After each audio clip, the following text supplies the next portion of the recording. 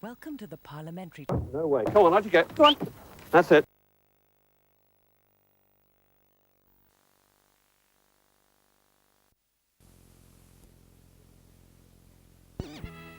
Good morning. Welcome to the parliamentary... No way. Come on, out you go. Come on. That's it. Off you go. Thank you very much. It was good. Enjoyed Lovely. that. Yeah. You haven't met the other one yet, have you? The other what? The other Land dog. Cruiser? No, I've got another one, not like him. You know how docile he is. Yeah. Wait till you meet the other one. Buster! The other... Buster? Buster. Phil Collins. Come on, Buster. in the car. Come in the car. Hup. Go. Good boy. Yeah, all right, go on.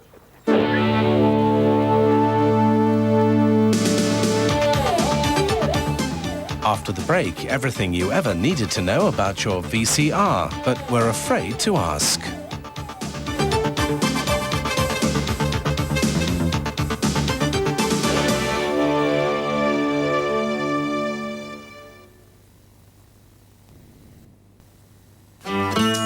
Wake up and indulge yourself for a whole morning of tender loving care with TLC on Valentine's Day.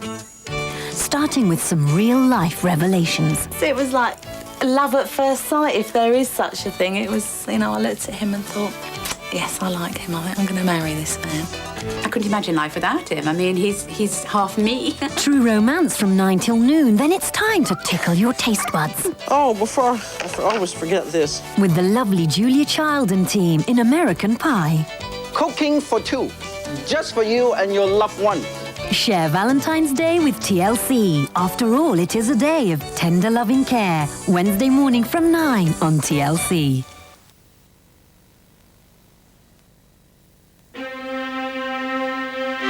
Is your insurance renewal still too high?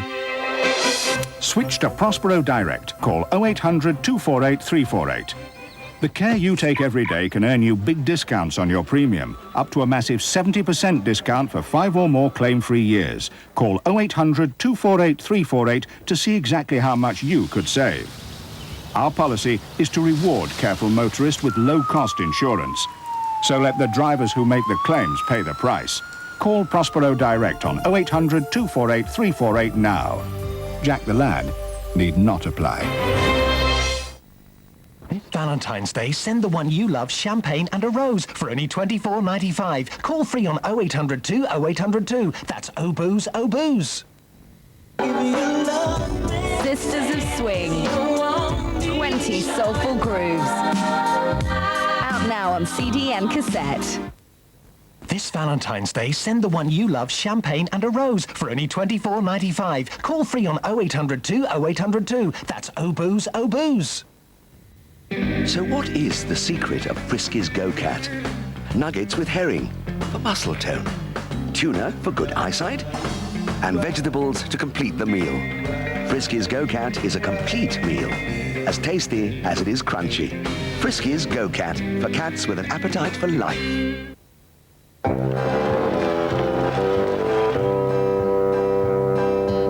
Cross and Blackwell. Well, well, well.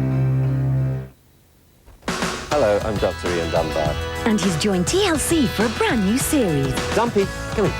Come here. Steady. Who's that good boy? He's a good dog. Go on. Dogs with Dunbar is more than just a dog training program. It's really a program about relationships, developing a good relationship with your dog and making it easy to live with. And I'll tell you, if I can do it with Dumpy here, then you can do it with your dog. Speak, speak, speak. Good dog. A new series, Dogs with Dunbar, Sundays at 1 on TLC. In half an hour, Adam Hart-Davies tells us about the pioneer Cotsworth, who wanted to reform the calendar. Plus, information about Percy Shaw, the man who invented cat's eyes for roads.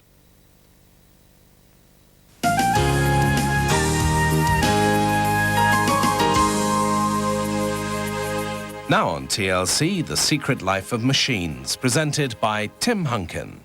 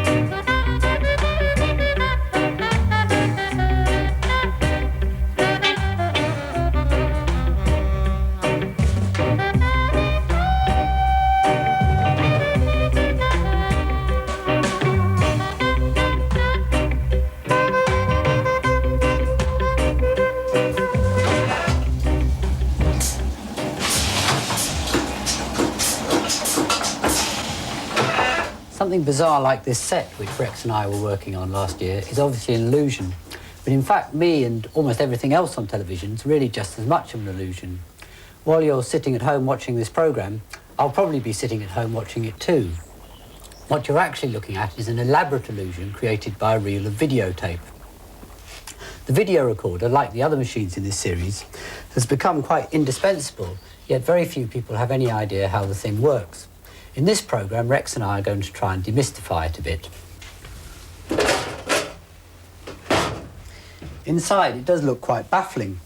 One half is full of a mass of electronics and circuit boards, and the other half, where the cassette goes in, is full of equally baffling mechanisms, gears and pulleys and things. But despite all this complexity, the basic principles of magnetic recording are really very simple. They were first developed nearly 100 years ago for recording sound. A Danish telephone engineer called Valdemar Poulsen, convinced that there was a need for a permanent record of business transactions conducted by telephone, started experimenting with magnetic recording in 1896. Poulsen had found he could magnetise a bit of steel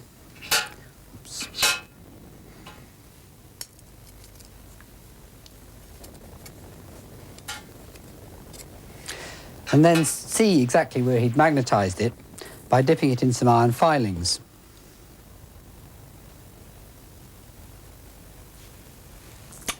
He could magnetise the steel in just the same way with an electromagnet. This is just a coil of wire wrapped around a lump of steel. But he could also use the electromagnet, like the iron filings, to see where he'd magnetised it. I've connected this electromagnet to a meter here, and if I bring a permanent magnet anywhere near it, I think you can see the meter move. It's actually creating some electricity. So if I now pass the electromagnet along the strip of steel, you can see it moves at the point where I magnetised it earlier. This may seem surprising, but the properties of electricity and magnetism are intimately connected. Well, now I can use the endless loop of steel of my bandsaw to make the bandsaw into a primitive tape recorder. First, I've got to connect the whole thing up to a battery and a switch.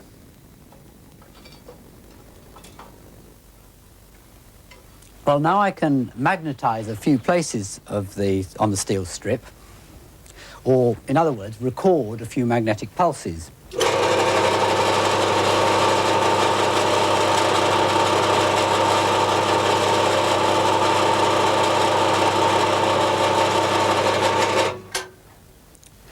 And now I can see where I've magnetised it on the strip simply by continuing to run. In other words, I'm playing the signal back.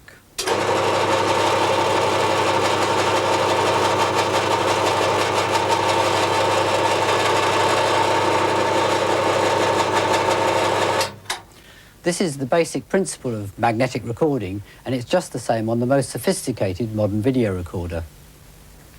The heart of the machine is this spinning drum. Underneath, if I undo this screw,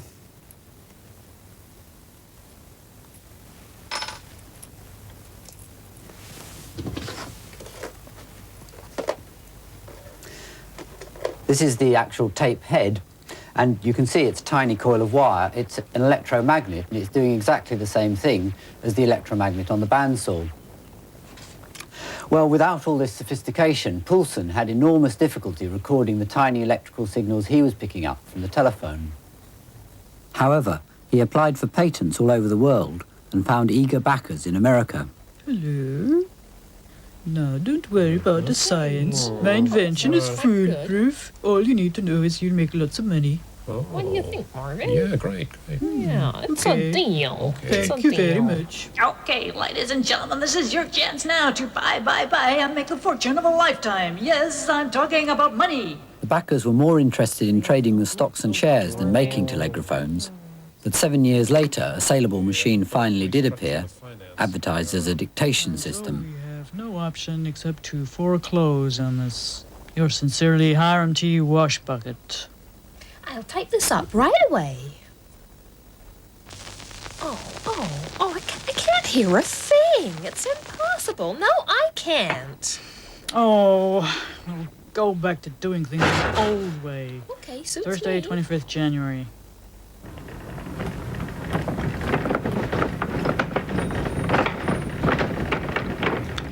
This is one of the Science Museum's wonderful stores, and this is one of the few surviving telegraphones.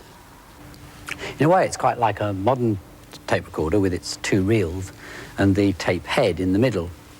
This contains the tiny electromagnets and actually records on this fine steel wire. The trouble was, though, that the sound it reproduced was really just too faint to be of any practical use at all. Rex and I had a go at making a working model of one of these, and we couldn't hear anything through it at all. But the idea wasn't totally forgotten, and as valves and electronic amplifiers improved, the idea became progressively more practical. Also, a German Dr. Stieler spent most of the 1920s methodically analysing the theoretical principles of magnetic recording, and eventually, in conjunction with Marconi, started producing massive machines like this.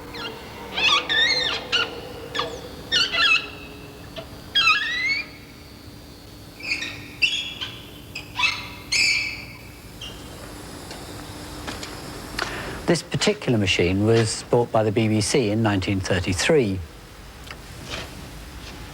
The tape heads are up at the top here, and it uses this very fine, razor-sharp steel tape. It's all incredibly large because to get a good enough sound quality, it has to run very, very fast, so it uses up a lot of tape. This high speed has some disadvantages. You had to keep the tape oiled. There's a little oiler over here. And it was also quite dangerous. You had to keep well out of the way because if the tape broke, this razor-sharp steel would fly all over the room. Recording on steel still has one specialist use, where heat resistance is important, in black box flight recorders. The boxes are actually orange, not black, and they're extremely strong and well insulated. Inside, you can see the bright stainless steel wire being replayed.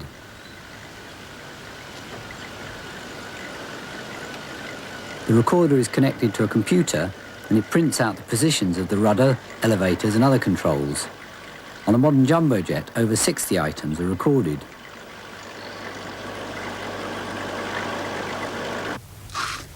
Experiments with plastic tape were started by the German magnetophone company in the 1930s. The tape's coated with a magnetic powder that actually records the signal. This powder is a sort of iron oxide or rust, which is why the tape's always brown. Well, we can make a primitive sort of recording tape using sticky tape and sprinkling some rust powder on it.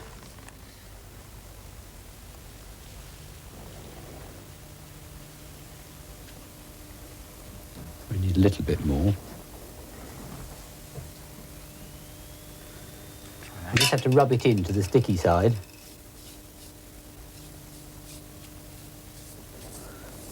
Get off all the excess. Right.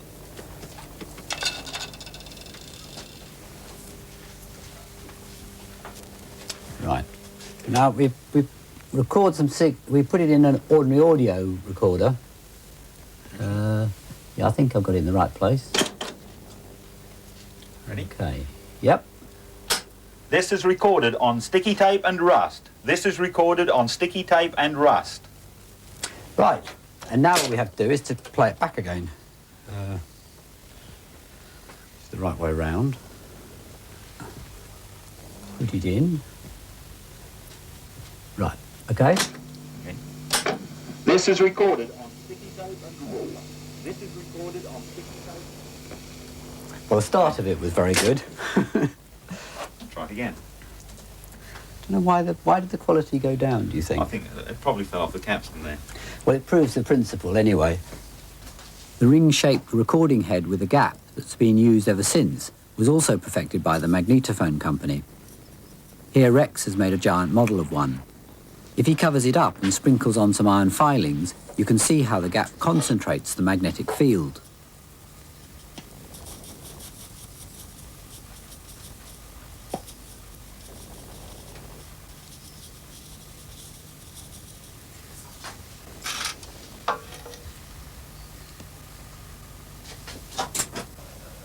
Now when he pushes a model of the tape past the gap, you can see how it's magnetised.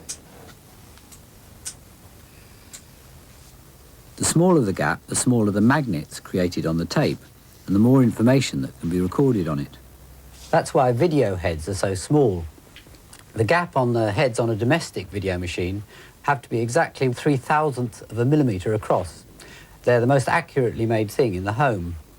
It's amazing that something so tiny can record anything at all, but there really is something quite magical about the properties of magnetism.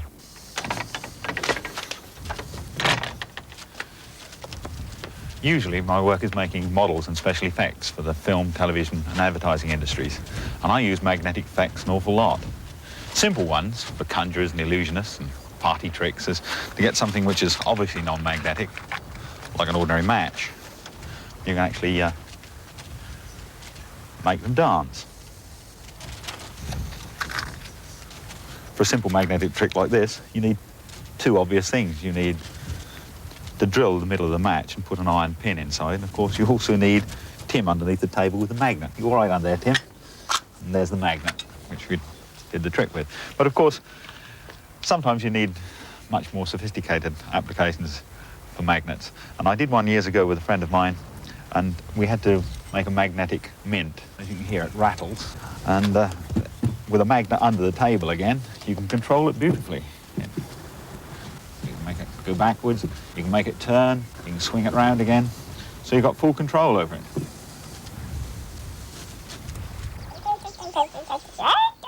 Magnetic recording of sound is relatively simple. Recording moving pictures is much more difficult.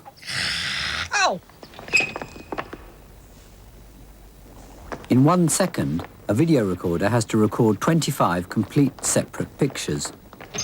Even on a domestic video recorder, each picture is split up into over 500,000 elements, and the colour and brightness of each has to be recorded.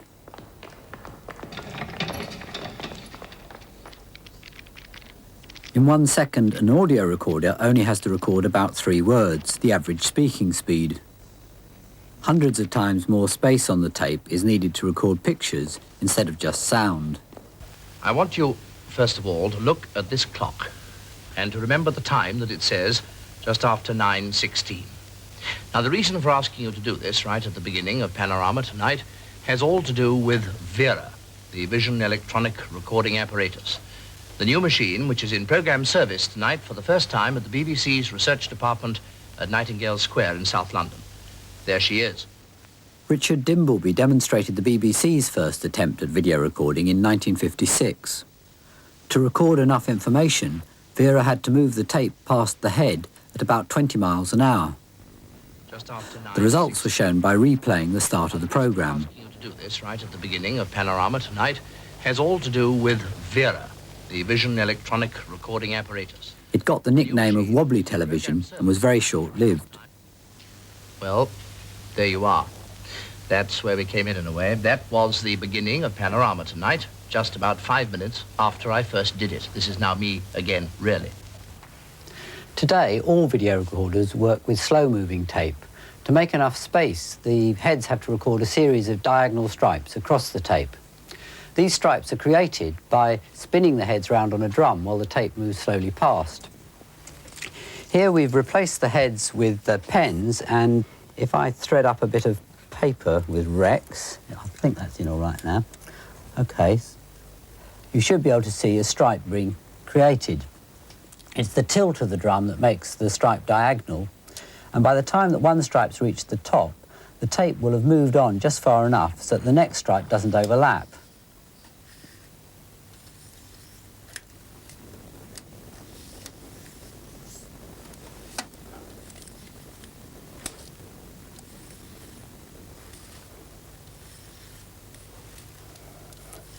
Of course, in the real machine, the stripes are much closer together. This machine's all still connected up, and if Rex and I lace up a bit of tape, it's a bit tricky to get it right, okay.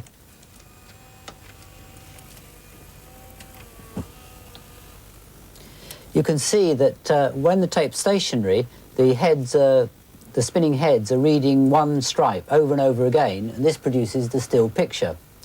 Moving the tape backwards and forwards, we're not on the moving bit at the moment. Moving the tape backwards and forwards changes the picture. It's not a very good picture because my fingers are creating quite a lot of interference. And of course, if you move it at 25 stripes a second, it replays the tape exactly as it was recorded. Oops. Spinning the heads is a much more practical way of recording pictures than speeding up the tape. The idea comes from this German military machine, the Tonschreiber.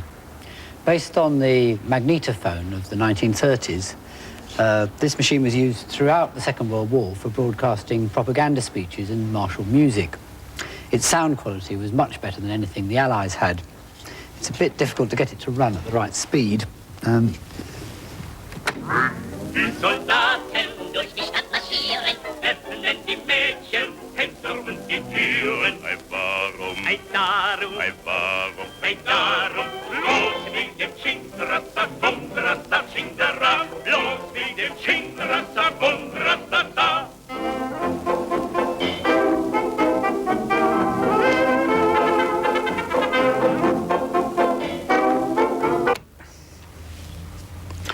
After the war, many of these machines were captured, and two found their way to a Russian engineer living in California called A.M. Ponyatov. He ran a small firm producing electric curling tongs called Ampex, AMP after his initials, plus X for excellence. Ponyatov wanted to develop the machine but lacked the capital. Fortunately, he found an enthusiastic investor keen to develop new ways to immortalise his stage performances, Bing Crosby. With Bing's money, Ampex audio recorders soon became the industry standard. Unlike other companies, Ampex started its work on video by experimenting with spinning heads. There were formidable electronic problems to be overcome to squeeze the video signal onto the tape, but by 1956 they perfected a broadcast quality machine.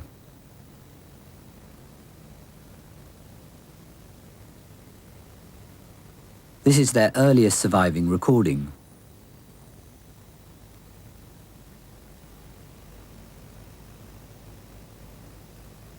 This is one of their first colour recordings. Unfortunately, the sound has been lost. The quality of the pictures on these Ampex machines became very good. This machine in the BBC video library was built in the late 60s. Ampex had updated the styling, but it still worked in basically the same way. However, the heads gradually wear the oxide off the tapes. They can only be played about 30 times, and the loose oxide has to be regularly swept up. This is the next generation of Ampex machine. The tape is half the width, and the machine doesn't wear the oxide off. These machines provided a basis for the first domestic video recorders, and have also remained a broadcast standard ever since. Machines like this could be made much, much smaller. But by 1970, the audio cassette had become established, and it was obvious that a cassette video system would be more suitable for a domestic machine, particularly because it would protect the fragile heads. Philips introduced the first machine like this, the N1500, in 1972. This one's actually a bit later, but it uses the same square cassettes with one reel of tape on top of the other. This was followed by another Philips system, the V2000, the Sony Betamax, the Sony Video 8, and of course VHS.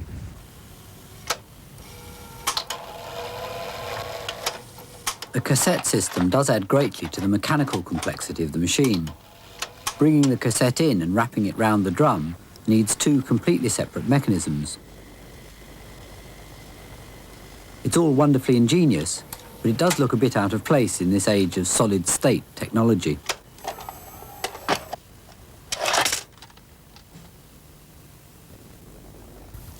Video recorders have now been around for over 10 years, and in that time their design has changed quite considerably. Some things have definitely improved.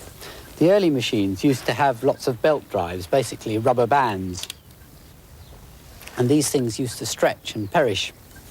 Rex and I had this problem with these beavers. We made 12 for a publisher to go in shop windows. and they had belt-driven motors in the base. None of them worked for more than a week, and I've been very weary of belt drives ever since.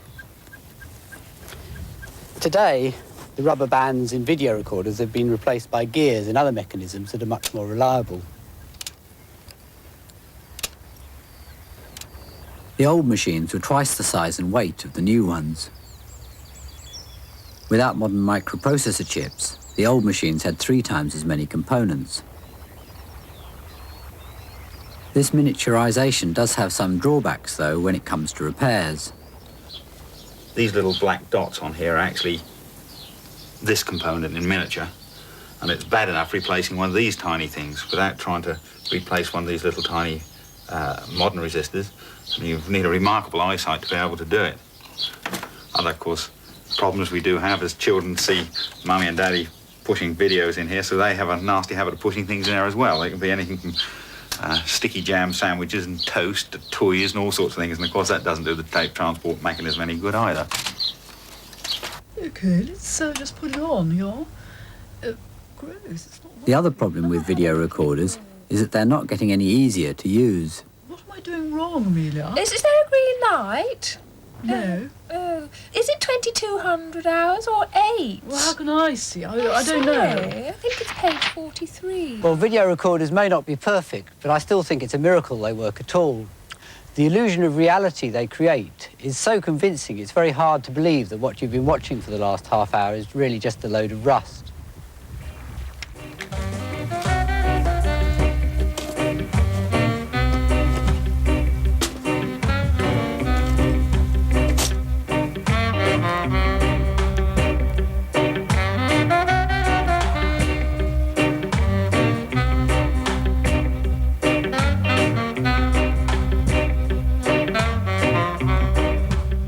After the break, the story of the local hero who wanted a 13-month calendar year.